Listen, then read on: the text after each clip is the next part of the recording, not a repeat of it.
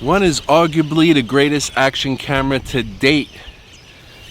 The other one is so new and unique that I don't exactly know how to describe it or categorize it yet. Both are awesome.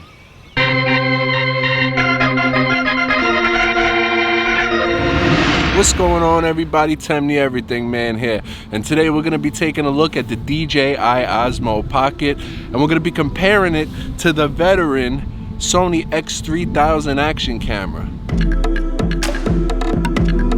Side by side, these two cameras are actually pretty different, but still they just seem to match up well against one another. I've had the X3000 pretty much since it came out, and it holds a really special place in my heart. There's just something about this thing that I love. I still love it all these years later, and it's a phenomenal action camera. I mean, yeah, it has its flaws just like every other camera on the planet, but the good definitely outweighs the bad. And that's kind of how I feel about the Dji Osmo Pocket. Yeah, there's some things that I would change or do differently, but this is still the first model of what I hope is a yearly release by DJI. Now we're going to jump over to the Osmo Pocket and the X3000, but before we do, let me just say, spoiler alert, I highly recommend both of these cameras. They're both great in their own ways, and if you have a question, should I get the Sony X3000 or the Dji Osmo Pocket, I would say yes to both. Both cameras shoot up to 4K. The X3000 shoots 4K up to 30 frames per second, while the Osmo Pocket shoots 4K up to 60 frames per second. Both shoot 4K up to 100 megabits per second, and both shoot 1080p up to 120 frames per second. And so, not to be confused, this entire video is being shot at 24 frames per second. While the X3000 always has the entire image in focus at all times, which is called fixed focus.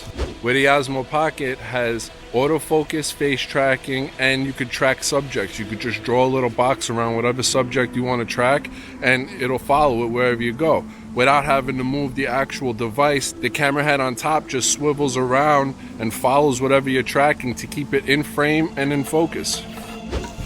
The X3000 has phenomenal in-body stabilization, while the Osmo Pocket is actually a tiny little 3-axis gimbal. I mean, it's the size of a female pleasurable toy from adult store. The X3000 has a fixed focal length of 17 millimeters, while the Osmo Pocket has a fixed focal length of about 25 millimeters. I'm not exactly precisely sure, but it's about 25 millimeters. The X3000 has a removable battery, while the Osmo Pocket doesn't. Neither are waterproof, but both have waterproof housings available. The X3000 comes with its in the box, and the Osmo Pocket a sold separate accessory. The X3000 has an official external microphone jack. There's nowhere to really mount the microphone, but at least they give it the option with the mic input. While the DJI will have, or already does have, a sold separate accessory to connect an external microphone, depending on when you're watching this. The X3000 is pretty much made and going to be used in full auto at like all times. There's not really much configuration you could do on this camera. It's just not made for that. It's a full auto machine. The Osmo, on the other hand, can be configured to your liking, especially when you connect it to a smartphone and enter Pro mode. Now I'm using a built-in microphone on both of these cameras, so we're gonna hear some wind muffling noise on both of them. Neither one of them does a good job of canceling out wind. It's just what you gotta deal with. The microphone on this, it differs, it varies. Sometimes it sounds really good, and then sometimes it sounds like an electronic robot. They made some updates to the microphones and software since the pre-production models were released to certain YouTubers, and the audio sounded like crap immediately. Then DJI put out a firmware update that fixed a lot of the problems with the microphones. And the microphone on this sounds phenomenal, except when there's wind noise. So you have two choices, really. You could either turn the wind noise compensation off, which is like the noise reduction, and then it gives it this robot sound that you're probably hearing right now because I feel the wind on the back of my ears. Or you could completely turn that off and have to deal with a bunch of rumbling. So really it's a lose-lose. DJI has to come out with a microphone fix for this immediately. All right, next up we're gonna do a running test. I'm not gonna split the screen and show you guys side by side because it's important to see what the entire frame looks like, the jitters in the corners in the background when you're doing a stabilization test. So we're gonna do one and then we're gonna do the other.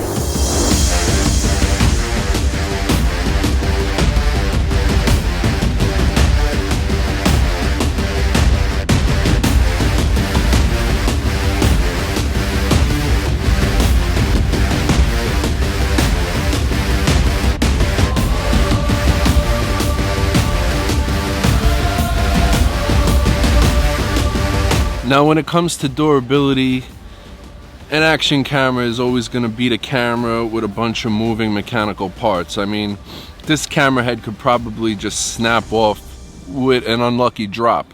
Whereas this, it's just solid, one piece. There's no real screen. This isn't to view your videos, it's to control settings and stuff like that. These are two totally different devices when it comes to durability. But just for the hell of it, just to test out, because I haven't seen anybody do this yet, we're gonna do a smash test with both of these cameras. So I'm gonna take each one of these cameras and I'm gonna slam them into that tree as hard as I fucking can. And we're gonna see which one holds up best with the impact. I have no clue. I'm betting my money on the X3000, but we're gonna start off with the Dji Osmo Pocket. So full force, Osmo Pocket into the tree, see if it still works afterwards. Are you freaking nuts or something? How many of you sick bastards out there were like, oh my God, he's gonna, yeah, do it.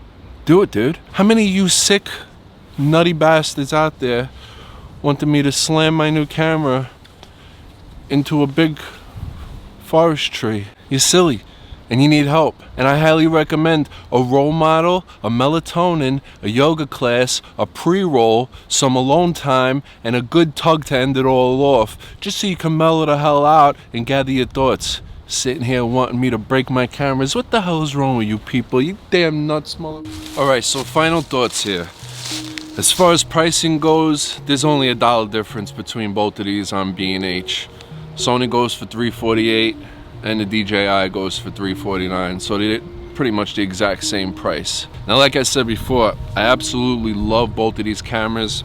I don't plan on replacing either one of these cameras until the newer version of both of these cameras come out. But if I did have to choose one, if you're like, hey Tem, just choose one, I gotta hear one answer. Which one would you rather have?